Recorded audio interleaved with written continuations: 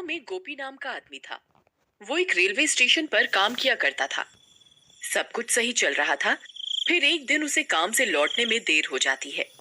बाहर बारिश होने की वजह से उसे कोई रिक्शे वाला भी दिखाई नहीं मिलता। अरे ये क्या, आज तो कोई रिक्शा वाला भी नहीं है। अब क्या करूं? हाँ, एक काम करता हूँ, पटरी के किनारे किनारे चलता हूँ। फिर गोपी छाता लेकर पटरी पर चलने लगता है। वहां उसके अलावा कोई भी नहीं होता। वहां बहुत अंधेरा होता है।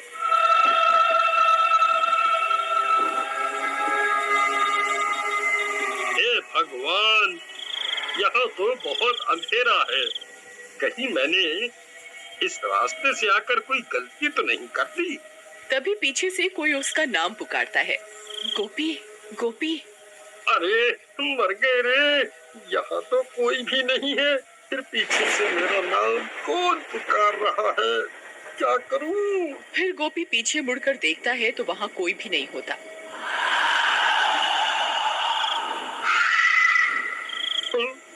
अरे यहाँ तो कोई भी नहीं है।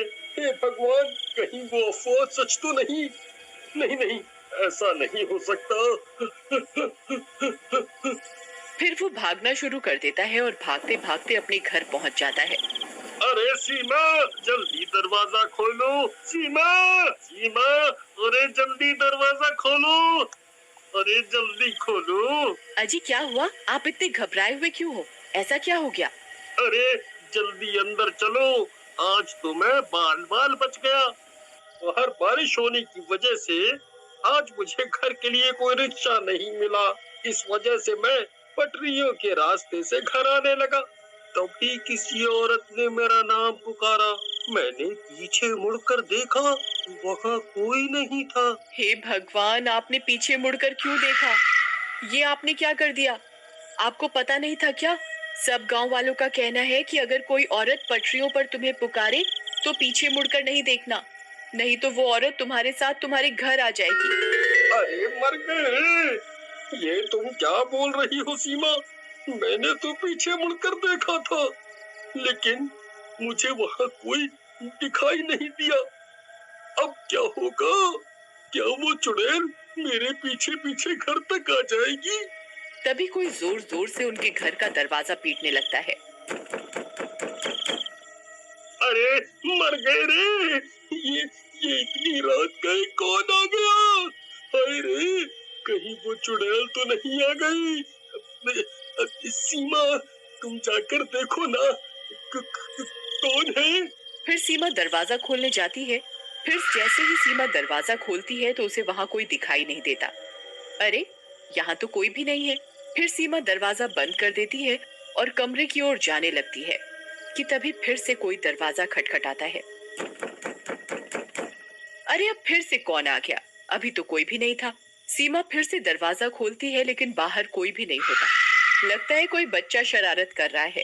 फिर सीमा दरवाजा बंद कर लेती है, लेकिन बाहर कोई गोपी का इंतजार कर रहा होता है। उसे इंतजार होता है गोपी का। अरे सीमा, लगता है कोई शरारत कर रहा है। तभी फिर से दरवाजे पर दस्तक होती है। सीमा, इस बार मैं जाता हूँ, तुम यहीं रुको। अभी इन बच्चों को सबक सिखाता हूँ। फिर गोपी दरवाजा खोलने जाता है और जैसे ही दरवाजा खोलता है उसकी आंखें फटी की फटी रह जाती हैं। तभी गोपी की चीखने की आवाज आती है। अजी, अजी क्या हुआ? आप ठीक तो है ना? फिर सीमा भागते हुए दरवाजे पर जाती है लेकिन गोपी का कोई नामो निशान नहीं होता। हे भगवान, ये कहाँ चले गए? तभी एक गांव वाला सीमा के घर के पास भागता हुआ आता है। अरे सीमा बहन, अनर्थ हो गया। तुम्हारे घर एक औरत सफेद साड़ी में आई और गोपी भाई को घसीटते हुए अपने साथ पटरियों की तरफ ले गई। लेकिन लेकिन ये कैसे हो सकता है? भला एक औरत इन्हें कैसे घसीट सकती है? अरे बहना, वह कोई आम औरत नहीं थी, उसके पैर उल्टे थे। वो वही चुड़ैल थी जिसे लोगों ने अक्सर पटरियों पर चलते हुए देखा है। हे भगवान, वीरू भैया, हमें इन्हें बचाना होगा। आप चलिए मेरे साथ। फिर वे लोग अपने साथ कुछ गांव वालों को लेकर उन रेल की पटरियों की तरफ जाते हैं। वहां बहुत अंधेरा होता है। अरे गोपी भाई, आप कहाँ हैं? गोपी भैया, क्या आप मुझे सुन सकते हैं? अरे भाइयों, मैं यहाँ हूँ। इधर देखो आगे की तरफ, मुझे बचाओ, कोई मेरी मदद करो। अरे ये तो गोपी भैया की आवाज है, ये तो सामने से आ रही है। चलो भाइयों। फिर वे लोग दौड़ते हुए गोपी की आवाज का पीछा करने लगते हैं और कुछ ही देर में वहां पहुंच जाते हैं। वहां पहुंचकर उनकी आंखें फटी की फटी रह जाती हैं। चुड़ैल ने गोपी को रेल की पटरियों के बीच गाड़ रखा होता है। गोपी का सर बाहर होता है और बाकी का शरीर जमीन के अंदर होता है। अरे गोपी भाई, ये आपको किसने जमीन के अंदर गाड़ दिया? अरे भाई, मेरी मदद करो, उस चुड़ैल ने मेरी ये हालत कर दी है। वो यहीं आसपास ही है, जल्दी से मुझे बाहर निकालो। कहीं कोई ट्रेन आ गई तो मैं नहीं बचूंगा। फिर कुछ गांव वाले गोपी का सर पकड़कर उसे बाहर खींचने की कोशिश करने लगते हैं। आई मम्मी, आई, अरे नास मिटो, ये क्या कर रहे हो? मेरी गर्दन धड़ से अलग करना चाहते हो क्या? आई, आई। तभी डरावनी डरावनी आवाजें आने लगती हैं। अरे भाइयों, जल्दी मुझे यहाँ से निकालो, मैं उस चुड़ैल को महसूस कर सकता हूँ। वो यहीं कहीं है, जल्दी करो। तभी वो चुड़ैल वहां पहुंच जाती है। चुड़ैल को अपने सामने देखकर सबकी हालत खराब हो जाती है। अरे मर गए रे, ये तो वही पटरियों पर घूमने वाली चुड़ैल है। अब क्या करें? भाइयों, मैं तो कहता हूँ जल्दी से यहाँ से निकल लेते हैं, नहीं तो ये किसी को जिंदा नहीं छोड़ेगी। अरे कमबख्त, मुझे यहाँ अकेला छोड़कर जाने की बात कर रहा है, मेरा क्या होगा? नहीं नहीं, मैं इन्हें अकेला छोड़कर कहीं नहीं जाऊंगी। तभी उन्हें ट्रेन की सायरन की आवाज आती है। आई मम्मी, ये तो ट्रेन की आवाज है भाई। अरे मर गया रे, अब मैं नहीं बचूंगा। अरे अरे गाँव वालों, जल्दी मुझे यहाँ से निकालो। फिर जैसे ही गांव वाले गोपी को फिर से निकालने की कोशिश करते हैं, चुड़ैल गुस्साने लगती है। अरे भागो रे, ये चुड़ैल अब हमें नहीं छोड़ेगी, भागो।